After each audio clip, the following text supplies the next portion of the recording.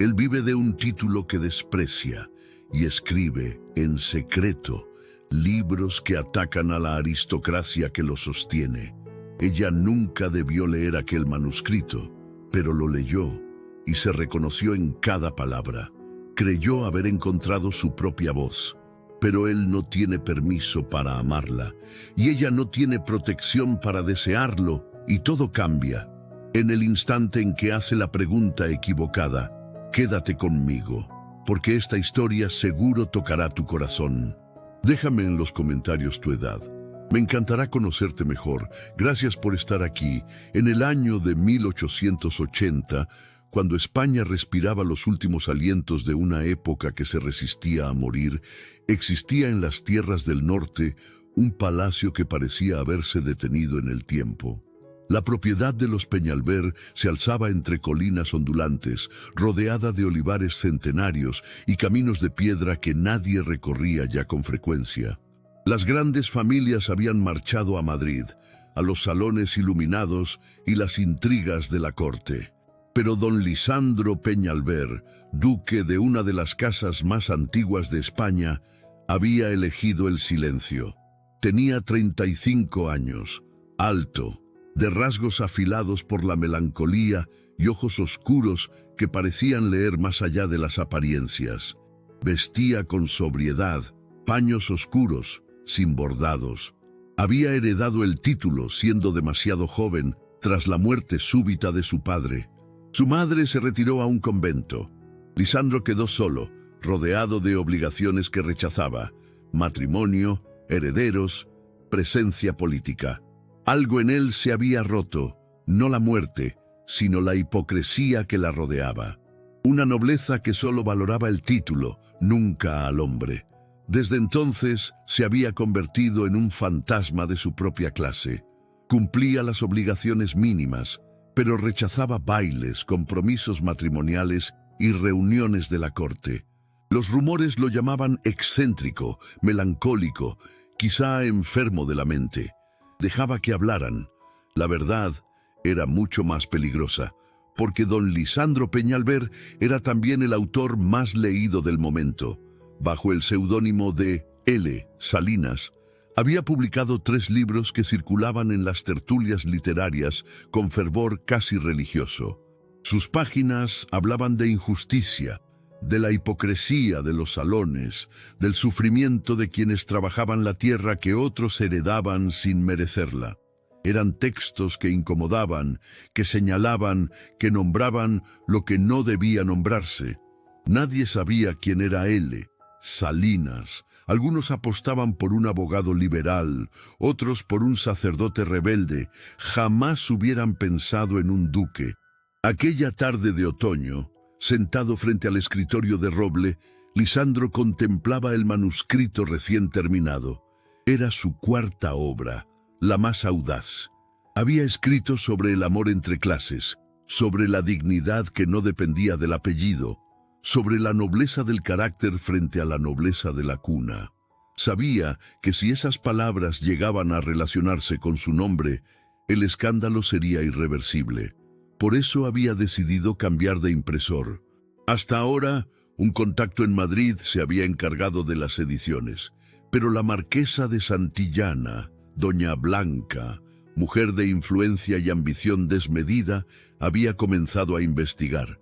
Controlaba las principales tipografías de la capital, financiaba tertulias literarias con la única intención de descubrir secretos ajenos. Lisandro no podía arriesgarse. Envolvió el manuscrito con cuidado, sellándolo sin escudo ni firma. Su mayordomo, hombre de absoluta lealtad, lo llevaría a una pequeña tipografía del interior, en un pueblo donde nadie conocía al duque más que de nombre lejano. Entréguelo en mano al señor Benavides. Dígale que es un encargo urgente y que se requiere revisión cuidadosa. Ofrezca pago justo, pero nada que llame la atención. El mayordomo asintió y partió antes del amanecer. A 40 leguas de distancia, en un taller modesto pero ordenado, Dorotea Benavides limpiaba los tipos móviles. Tenía 23 años, menuda, de manos hábiles y mirada directa. No era una belleza de romance, pero había en ella inteligencia luminosa y dignidad tranquila. Hija de un tipógrafo viudo, Dorotea había crecido entre tintas y máquinas.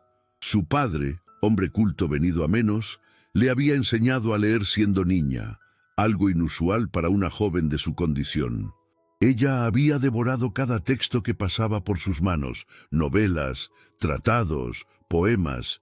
Con el tiempo comenzó a notar errores, inconsistencias, frases mal construidas. Y su padre, reconociendo su talento raro, le permitió hacer correcciones antes de que los textos fueran a imprenta.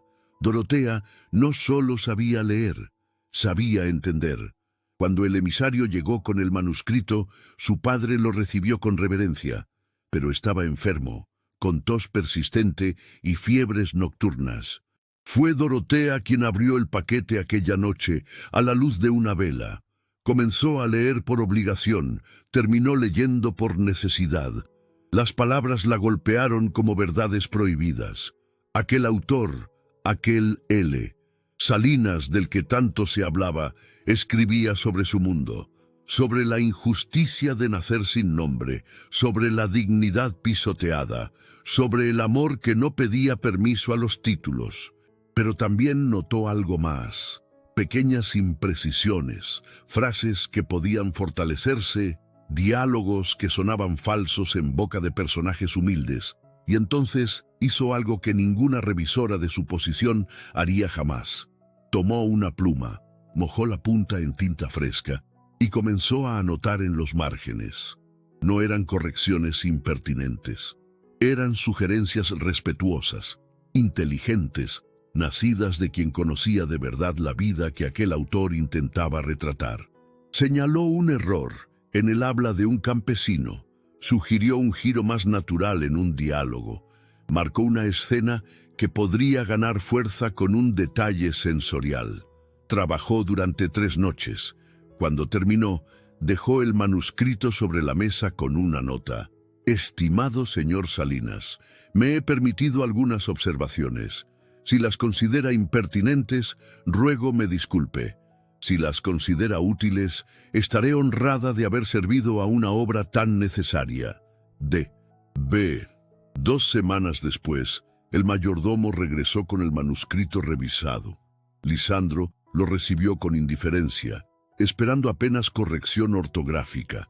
Pero al abrir las páginas y ver aquellas anotaciones, su mundo se detuvo. Alguien había entendido. Alguien había visto lo que él intentaba decir. Alguien, con letra clara y pulso firme, le había mostrado cómo decirlo mejor. Lisandro leyó cada nota, cada sugerencia, cada comentario marginal. Y al llegar a la despedida firmada solo con iniciales, sintió algo que no experimentaba desde hacía años, curiosidad verdadera. ¿Quién era D. B.? Necesitaba saberlo.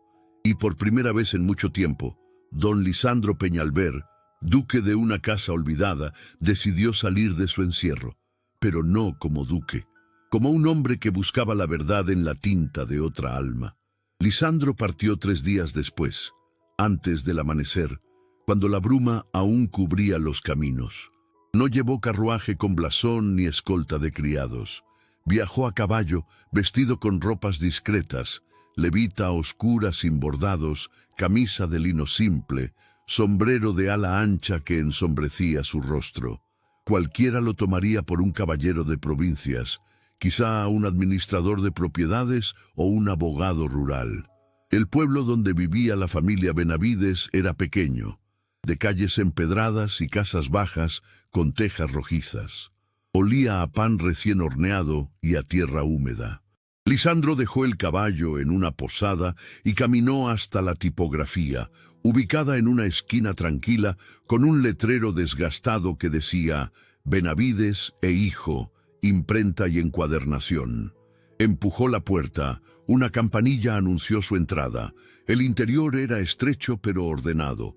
Estantes de madera guardaban resmas de papel, frascos de tinta, bloques de tipos móviles.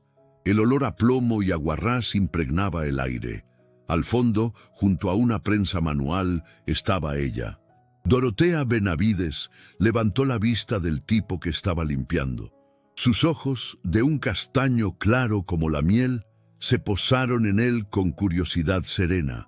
No había coquetería en su mirada, solo atención directa, el gesto de quien está acostumbrada a evaluar a las personas por su palabra, no por su apariencia. «Buenos días, señor, ¿en qué puedo ayudarle?» Lisandro sintió algo extraño en el pecho. No era nerviosismo, sino reconocimiento, como si aquella voz, tranquila y firme, fuera la misma que había leído en las anotaciones del manuscrito. «Buenos días, señorita. Vengo de parte del señor Salinas, el autor del manuscrito que les fue entregado hace algunas semanas». Dorotea dejó el trapo sobre la mesa, limpiándose las manos en el delantal. Una leve sorpresa cruzó su rostro, seguida de algo parecido a la inquietud. «El señor Salinas envía a alguien. ¿Hubo algún problema con las correcciones? Si fui demasiado atrevida, le ruego me disculpe. Yo solo...» «Al contrario», la interrumpió Lisandro, con una sonrisa que no había usado en años. El señor Salinas quedó profundamente impresionado con sus observaciones, tanto que me envió para trabajar con usted en la revisión final antes de la impresión. Dorotea parpadeó, desconcertada. «¿Trabajar conmigo? Pero yo no soy más que una simple revisora. No tengo formación académica. Solo tiene algo más valioso que la academia, señorita Benavides. Tiene verdad». El silencio que siguió fue denso. Dorotea lo miró como si intentara descifrar si aquel hombre hablaba con sinceridad o con galantería vacía. Pero no había lisonja en los ojos de Lisandro, solo una intensidad que ella no supo nombrar. «Mi padre está enfermo», dijo finalmente, bajando la mirada. «Yo me encargo del taller mientras él se recupera. Si el señor Salinas desea que trabaje en el manuscrito, tendré que hacerlo aquí, entre mis otras obligaciones». «Me parece perfecto. Puedo venir cada tarde, si usted lo permite». Dorotea vaciló. Algo en aquel hombre la inquietaba. No era solo su apostura, aunque la tuviera. Era la manera en que hablaba, como si cada palabra fuera elegida con cuidado, como si el lenguaje fuera algo sagrado. «¿Cómo debo llamarlo, señor?» Lisandro dudó apenas un instante. «Llámeme Leandro. Soy el secretario del señor Salinas». Dorotea asintió, aunque algo en su mirada sugería que no estaba del todo convencida. «Está bien, don Leandro. Puede venir mañana por la tarde. Traeré el manuscrito y trabajaremos juntos». Así comenzó. Durante semanas, Lisandro llegaba cada tarde. Trabajaban juntos rodeados del olor a tinta fresca, las manos rozándose al pasar las hojas. Dorotea leía en voz alta, señalaba frases, proponía cambios.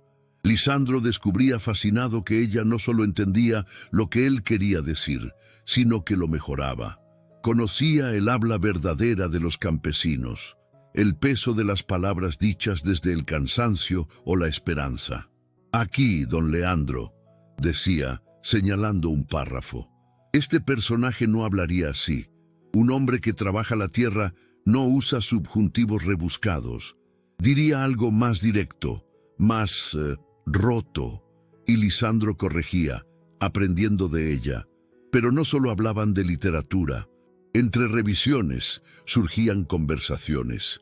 Dorotea le contaba sobre su infancia, sobre cómo su padre le había enseñado a leer a escondidas, desafiando las burlas de vecinos que decían que era un desperdicio educar a una niña. Le hablaba de su madre, muerta en el parto de un hermano que tampoco sobrevivió, y de cómo había aprendido a cuidar del taller mientras su padre envejecía. Lisandro inventaba una vida que no era suya. Hijo de familia venida a menos, educado por tutores. Mentía con cada palabra, pero lo que sentía era la verdad más pura que había conocido. Una tarde, mientras revisaban una escena de amor prohibido entre una dama y un jardinero, Dorotea se detuvo, con la pluma suspendida sobre el papel. «¿El señor Salinas cree de verdad que este tipo de amor es posible?», preguntó en voz baja. «¿Que una mujer de alcurnia podría amar a un hombre sin título y ser feliz?». Lisandro sintió que el aire se volvía denso. La miró a los ojos. Creo que el amor verdadero no pide permiso a los apellidos. Creo que la nobleza del corazón vale más que la nobleza de la cuna. Dorotea sostuvo su mirada un instante demasiado largo. Luego bajó los ojos, con las mejillas apenas enrojecidas. Ojalá el mundo fuera así. Quizá algún día lo sea, respondió Lisandro, y su voz sonó casi como una promesa. Los días se volvieron semanas. El manuscrito avanzaba, pero ninguno de los dos parecía tener prisa por terminarlo. Lisandro encontraba excusas para alargar las revisiones. Dorotea aceptaba cada nueva sugerencia con entusiasmo que ocultaba mal. Y entre páginas de tinta fresca y silencios cargados, algo comenzaba a crecer. Algo peligroso, algo inevitable, porque Dorotea empezaba a sentir que aquel hombre, aquel Leandro de mirada intensa y palabras cuidadosas, no era quien decía ser. Y Lisandro, por primera vez en su vida, deseaba desesperadamente ser alguien que no era, alguien libre para amar sin mentiras. Pero el tiempo de las verdades aún no había llegado, y cuando llegara, nada volvería a ser igual. El otoño avanzaba. El manuscrito estaba casi terminado, pero Lisandro inventaba nuevas revisiones para justificar una tarde más junto a Dorotea. Ella lo sabía, y en su mirada había una comprensión silenciosa que lo desarmaba. Una tarde, después de horas de trabajo, Dorotea cerró el manuscrito y se quitó el delantal manchado de tinta. «Hace un día hermoso, don Leandro. ¿Le gustaría caminar un poco? Paso demasiadas horas encerrada entre estas paredes». Lisandro aceptó con una rapidez que lo avergonzó. Caminaron por un sendero bordeado de álamos hacia un arroyo. El sol bañaba el paisaje con luz dorada. Dorotea llevaba el cabello suelto por primera vez, brillando como caoba pulida. «Hábleme de usted, don Leandro», dijo ella sin mirarlo. «No del señor Salinas. De usted no hay mucho que contar». «No lo creo. Habla como alguien educado en academias. Sus manos no tienen callos, y cuando me mira, veo en sus ojos tristeza antigua». Lisandro tragó saliva. Era demasiado inteligente, demasiado perceptiva. «Quizá todos llevamos tristezas antiguas, señorita Dorotea». Ella lo miró entonces de frente, con aquella franqueza que lo desarbolaba. «¿Por qué siento que no me está diciendo la verdad?» El silencio cayó entre ellos como una cortina de terciopelo. Lisandro quiso hablar, quiso decirle todo. Quién era, por qué estaba ahí, lo que sentía cada vez que ella sonreía. Pero las palabras se ahogaron en su garganta. «Porque hay verdades que no puedo decir todavía», respondió al fin, con voz ronca. «Pero le prometo que nunca le he mentido sobre lo que importa, lo que siento cuando trabajo con usted, cuando hablamos, cuando...» Se detuvo, sabiendo que había dicho demasiado. Dorotea bajó la mirada con las mejillas encendidas. «No debería decir esas cosas, don Leandro. Lo sé, perdóneme», pero cuando ella volvió a mirarlo, había algo nuevo en sus ojos, algo que no era enojo ni incomodidad. Era miedo, el miedo de quien empieza a sentir lo que no debería sentir. Regresaron al pueblo en silencio, pero era un silencio diferente. Ya no había inocencia entre ellos. Había reconocimiento mutuo de algo peligroso que crecía sin permiso. Los días siguientes fueron una tortura dulce. Lisandro llegaba cada tarde y trabajaban como siempre, pero ahora cada roce de manos al pasar una página era una descarga eléctrica. Cada vez que sus miradas se encontraban, el mundo se detenía un instante. Dorotea comenzó a hacer preguntas más directas. «¿El señor Salinas es hombre casado?» «No lo es». «¿Y tiene familia que dependa de él?» «Su madre vive retirada. No tiene hermanos». «¿Por qué escribe bajo seudónimo?» Lisandro titubeó. «Porque lo que dice en sus libros podría traerle problemas, porque escribe sobre cosas que la sociedad prefiere no ver, como el amor entre clases diferentes». «Como el amor entre clases diferentes», repitió Lisandro, sosteniéndole la mirada. Dorotea dejó la pluma sobre la mesa. Yo no creo en cuentos de hadas, don Leandro. He visto demasiado mundo para eso. Sé que los nobles no se casan con hijas de tipógrafos. Sé que los ricos miran a los pobres como si no existieran. Y sé que cuando un hombre como usted viene a un lugar como este, siempre hay algo que oculta. Tiene razón, admitió Lisandro, con voz tensa. Hay algo que oculto, pero no es lo que usted piensa. Entonces, ¿qué es? Es que nunca me había sentido tan verdadero como cuando estoy con usted. Es que en toda mi vida nadie me había visto como usted me ve, no por lo que represento, sino por lo que soy. Dorotea lo miró largamente, y por primera vez sus ojos se llenaron de lágrimas contenidas. No haga esto más difícil, por favor. ¿Hacer qué? No fingir que podemos ser algo más que esto. Un autor y su revisora, un caballero de paso y una campesina que sabe leer. Cuando el manuscrito esté terminado, usted se irá, y yo seguiré aquí, con mi padre enfermo y mi taller lleno de tinta. Así es como funciona el mundo. Lisandro dio un paso hacia ella con el corazón desbocado. ¿Y si yo no quisiera que funcionara así? Entonces sería un tonto, susurró Dorotea, pero su voz temblaba. Quizá lo sea. Estaban demasiado cerca. Lisandro podía ver las pecas doradas en su nariz, el temblor de sus labios, el pulso acelerado en su cuello. Alzó la mano lentamente, casi con miedo, y rozó con los dedos el borde de su mejilla. Dorotea cerró los ojos con la respiración entrecortada. No debería, lo sé, pero no se apartó, y Lisandro tampoco. El mundo se redujo a ese instante, la luz de la tarde filtrándose por la ventana, el olor a tinta fresca, el silencio cargado de todo lo que no podían decir. Lisandro inclinó la cabeza, despacio, dándole tiempo para apartarse. Ella no lo hizo. Sus labios se rozaron apenas, un contacto suave como el roce de una pluma sobre papel. No fue un beso de pasión desenfrenada, sino de reconocimiento, de dos almas que se encontraban en medio de un mundo que no permitía su encuentro. Cuando se separaron, Dorotea tenía los ojos abiertos, brillantes de lágrimas. «Esto no puede ser», murmuró. «Lo sé», repitió Lisandro, con voz rota. «Pero lo es». Ella dio un paso atrás, llevándose una mano a los labios como si quisiera retener el calor de aquel beso imposible. «Creo que debería irse, don Leandro. El manuscrito está casi terminado. Ya no hay razón para que vuelva. Dorotea, por favor, váyase antes de que esto se vuelva más doloroso de lo que ya es». Lisandro asintió, con el pecho apretado. Recogió sus cosas en silencio, sabiendo que si decía una palabra más, se derrumbaría. Al llegar a la puerta, se volvió una última vez. «Si pudiera elegir», dijo con voz baja, «si pudiera ser cualquier hombre en este mundo, elegiría ser quien usted merece». Y salió a la calle, donde la tarde comenzaba a oscurecer, y las primeras estrellas empezaban a encenderse en el cielo. Dorotea se quedó sola en el taller, con el manuscrito terminado sobre la mesa y el corazón roto en el pecho. Sabía que lo que había sentido era real. Sabía que aquel hombre, fuera quien fuera, había sido sincero en sus sentimientos.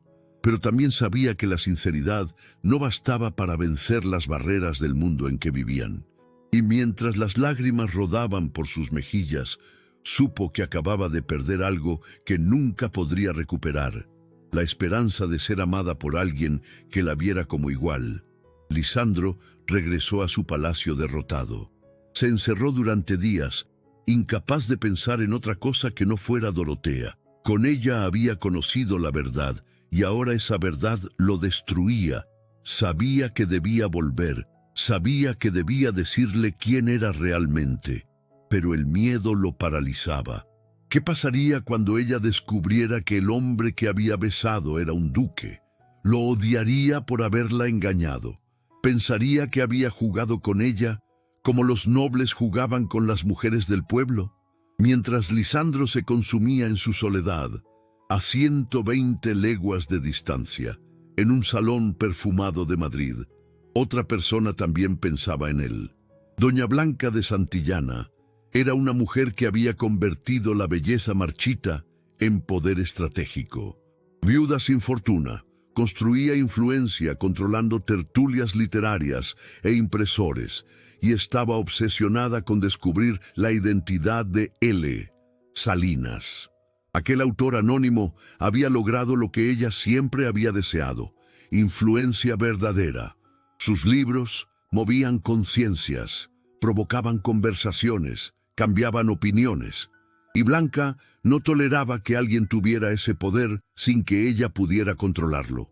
Había pagado informantes en todas las tipografías de Madrid. Cuando los libros de L. Salinas dejaron de imprimirse en la capital, supo que algo había cambiado. Mandó vigilar discretamente a varios nobles sospechosos hasta que uno de sus hombres notó algo inusual. El mayordomo del duque de Peñalver realizaba viajes frecuentes hacia el interior del país, siempre con paquetes sellados. Blanca ordenó que lo siguieran. Su espía regresó 2 semanas después con un informe que hizo brillar los ojos de la marquesa como ascuas de ambición. Lo seguí hasta un pueblo del interior, mi señora, pequeño, insignificante. Allí entregó un paquete en una tipografía de nombre Benavides.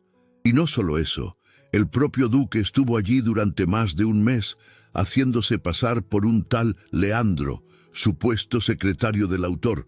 Trabajaba cada tarde con la hija del tipógrafo, una tal Dorotea Benavides. Los vecinos dicen que se les veía caminar juntos, que parecían cercanos. Blanca sonrió. No era una sonrisa de alegría, sino de triunfo calculado. Lisandro Peñalver, aquel duque ermitaño, aquel fantasma de la alta sociedad, era L. Salinas. La revelación la golpeó con la fuerza de una epifanía. Todo cobraba sentido. Su reclusión, su rechazo a los compromisos sociales, su inteligencia desperdiciada en el silencio. Y si era cierto, entonces tenía en sus manos el escándalo del siglo. Pero mejor aún, tenía evidencia de un romance escandaloso. Un duque rebajándose a cortejar a una campesina.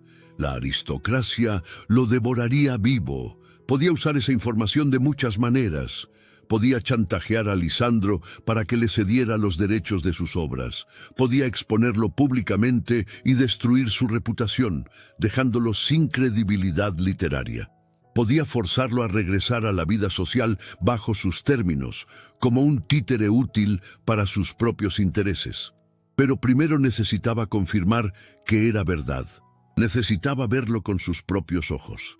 Escribió una carta, no a Lisandro directamente, sino con la astucia de quien conoce el valor de la sorpresa. La envió desde la residencia de su tía materna, una condesa anciana que vivía retirada no muy lejos de las tierras de los Peñalver. Querido Lisandro, cuánto tiempo sin vernos. Sé que nunca fuimos cercanos, aunque nuestras familias estén emparentadas por el lado materno. He sabido que has estado escribiendo. ¡Qué fascinante! Debemos conversar. Iré a visitarte la próxima semana. Con afecto, Blanca. Mientras Blanca planeaba su movimiento en el taller de la familia Benavides, Dorotea intentaba reconstruir su vida. El manuscrito había sido enviado a imprenta. Su padre, aún débil pero mejorado, había retomado parte del trabajo. Todo debería haber vuelto a la normalidad, pero nada era normal. Dorotea no podía dejar de pensar en él, en sus manos al rozar las suyas, en su voz al decir su nombre, en el beso que había sabido a despedida antes de comenzar. Sabía que había sido una locura, sabía que nunca lo volvería a ver, y aún así, cada tarde, cuando la campanilla de la puerta sonaba, su corazón daba un salto esperanzado. Una mañana llegó una carta. No tenía remitente, solo su nombre escrito con caligrafía elegante. Dorotea la abrió con manos temblorosas. Estimada señorita Benavides, mi nombre es Blanca de Santillana, marquesa. He sabido de su excelente trabajo como revisora literaria y me gustaría conocerla personalmente. Estaré de visita en la región próximamente y sería un honor para mí invitarla a conversar.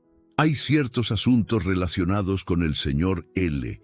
Salinas que creo serán de su interés. Quedo a la espera. Con estima, Marquesa de Santillana. Dorotea sintió un escalofrío recorrer su espalda. ¿Cómo sabía aquella mujer sobre su trabajo con L. Salinas? ¿Y qué quería de ella? Algo no estaba bien, algo se movía en las sombras. Y Dorotea, sin saberlo, estaba a punto de convertirse en pieza de un juego que no comprendía. En su palacio, Lisandro recibió la carta de Blanca aquella misma tarde. La leyó 2 veces, sintiendo cómo el aire se volvía denso en sus pulmones. Ella sabía, y si Blanca sabía, pronto todo el mundo sabría. Arrugó la carta en su puño, con el corazón desbocado. El tiempo de las mentiras había terminado. 2 días después, Blanca de Santillana llegó al taller de Benavides en un carruaje discreto pero elegante. Dorotea estaba sola, organizando tipos móviles, cuando la campanilla anunció la entrada de una mujer que parecía sacada de otro mundo. Vestía de terciopelo oscuro, con encajes en el cuello y las muñecas. Su rostro aún conservaba rastros de una belleza que había sido notable, pero ahora los años y la frialdad le habían dado un aire de estatua de mármol, hermosa, pero sin calidez. «Señorita Benavides, soy la Marquesa de Santillana. Creo que recibió mi carta». Dorotea se limpió las manos en el delantal, intimidada pero digna. «Sí, mi señora, aunque no entiendo qué puede querer de mí. Oh, querida, quiero hablar sobre el trabajo que has hecho y sobre cierto caballero que te visitaba con frecuencia». El corazón de Dorotea dio un vuelco. «No sé de qué me habla». «¿No?» Blanca sonrió con frialdad. «Hablo de don Leandro, o, mejor dicho, del hombre que no es quien dice ser». Dorotea sintió que el suelo desaparecía bajo sus pies. «¿Qué quiere decir?» Blanca caminó lentamente por el taller, tocando con desdén los estantes de tipos móviles, como si evaluara mercancía de dudosa calidad. Que ese caballero tan educado, tan refinado, tan misterioso, no es un simple secretario, querida niña.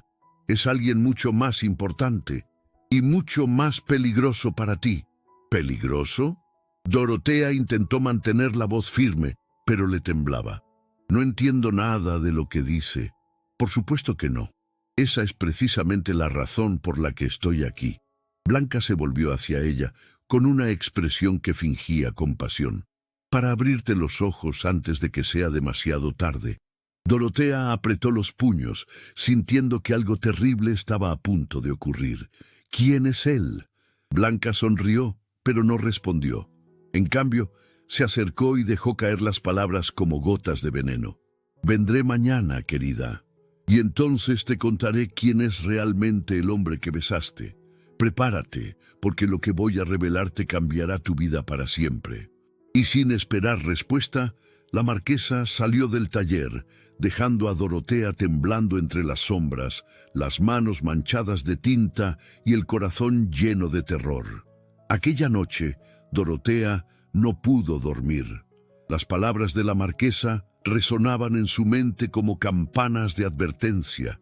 ¿Quién era Leandro realmente? ¿Por qué aquella mujer poderosa se interesaba en él? Al amanecer, con los ojos enrojecidos y el alma cansada, supo una sola cosa. Cuando la verdad llegara, nada volvería a ser igual. Blanca de Santillana llegó al palacio de los Peñalver al día siguiente, en un carruaje elegante. Lisandro la recibió en el salón principal, con la rigidez de quien sabe que está frente a un enemigo.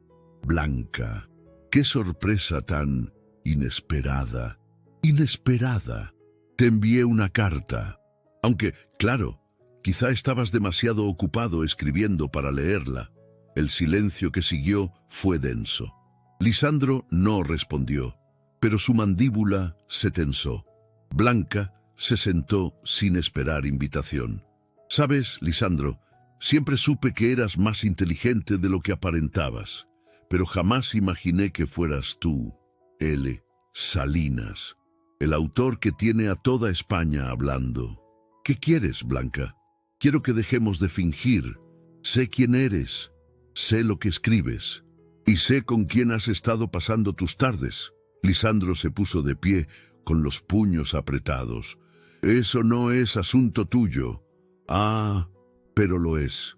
Verás, la información es poder. ¿Sabes lo que pasaría si esto llegara a la corte? Un duque, escribiendo contra la aristocracia, cortejando a una campesina. Sería el escándalo del siglo. Déjala fuera de esto. Eso depende de ti. Tengo una propuesta. Cédeme los derechos de tus obras. A cambio, tu secreto está a salvo. ¿Y si me niego? Entonces, mañana mismo, toda España sabrá la verdad. Y créeme, cuando el escándalo estalle, no habrá perdón para ninguno de los dos. Lisandro la miró con desprecio. Eres despreciable. Soy práctica. Tienes 3 días para decidir, y con esas palabras salió del salón, dejando a Lisandro paralizado por la furia y el miedo. Al día siguiente, Blanca regresó al taller de Benavides. Dorotea la esperaba sin haber dormido. La marquesa entró con la misma elegancia calculada. «Buenos días, querida. ¿Dormiste bien?» «Supongo que no». Dorotea no respondió. Se limitó a mirarla, esperando el golpe. Blanca no perdió tiempo. «Ayer te dije que el hombre que conoces como Leandro no es quien dice ser. Hoy vengo a cumplir mi promesa. El hombre que trabajó contigo durante semanas es en realidad don Lisandro Peñalver, duque de una de las casas más antiguas de España».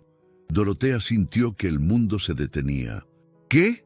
El hombre que te besó, que caminó contigo, es un duque, y no solo eso, es el famoso L. Salinas, el autor que tanto admiras». Dorotea se apoyó en la mesa, con las piernas temblando. «Miente, ¿de verdad? Entonces explícame por qué un hombre de su educación vendría a un lugar como este si no fuera por esconder su identidad». Las palabras golpearon a Dorotea como puñaladas. Todas las inconsistencias que había notado cobraban sentido terrible. «¿Por qué me cuenta esto?» Blanca se acercó con frialdad pura. «Porque debes comprender cómo funciona este mundo, querida. Los nobles no aman fuera de su clase. Pueden sentir ternura, curiosidad, incluso fascinación, pero al final siempre regresan a donde pertenecen». Hizo una pausa. «Tú fuiste una musa inspiradora, sin duda, pero las musas no se casan con los poetas, solo los inspiran y luego desaparecen». «No», Dorotea negó con la cabeza, pero las lágrimas ya rodaban. «Él no... Él me dijo...» «¿Qué te dijo? ¿Que eras especial?» «Por supuesto. Es escritor. Las palabras son su herramienta». Blanca se dirigió hacia la puerta. «Sé que duele, pero es mejor que lo sepas ahora. Un consejo, olvídalo. Cásate con alguien de tu condición, porque él nunca te elegirá por encima de su título». Y sin esperar respuesta, la marquesa salió del taller, dejando a Dorotea destrozada. Lisandro llegó al pueblo esa misma tarde, desesperado. Iría a Dorotea, le diría la verdad, enfrentaría las consecuencias. Pero cuando entró al taller y la vio, con los ojos enrojecidos, supo que era demasiado tarde. «Dorotea, no me llames así, ya no tienes derecho. Ella vino, ¿verdad? Te dijo quién soy». «Sí, y lo peor es que tenía razón sobre todo, sobre tus mentiras, sobre lo que soy para ti. Nada, eso no es verdad. Dorotea, por favor, escúchame. Escucharte, ¿qué más puedes decirme que no sea otra mentira? Eres un duque, me hiciste creer que podía amarte. Puedes, yo te amo. No sabes lo que es el amor. El amor no miente, el amor no se esconde. Tenía miedo de perderte, pues ya me perdiste». Lisandro dio un paso hacia ella, pero Dorotea retrocedió. «No te acerques, no vuelvas nunca más. Regresa a tu palacio, a tu título, a tu mundo, porque yo jamás podría amar a alguien que me mintió desde el primer instante. Dorotea, por favor, vete». Y Lisandro, con el corazón destrozado, obedeció. Afuera, Vio a lo lejos el carruaje de Blanca alejándose lentamente. Ella lo observaba desde la ventanilla con una sonrisa de triunfo. Todo había salido según su plan. Pero lo que Blanca no sabía era que había subestimado dos cosas: el amor verdadero de Lisandro y la fuerza de un hombre que por primera vez en su vida estaba dispuesto a perderlo todo por lo único que realmente importaba. Lisandro pasó la noche en vela. Al amanecer tomó su decisión. No habría más mentiras, no habría más miedo. Si iba a perderlo todo, lo perdería de pie, diciendo la verdad. Escribió 3 cartas.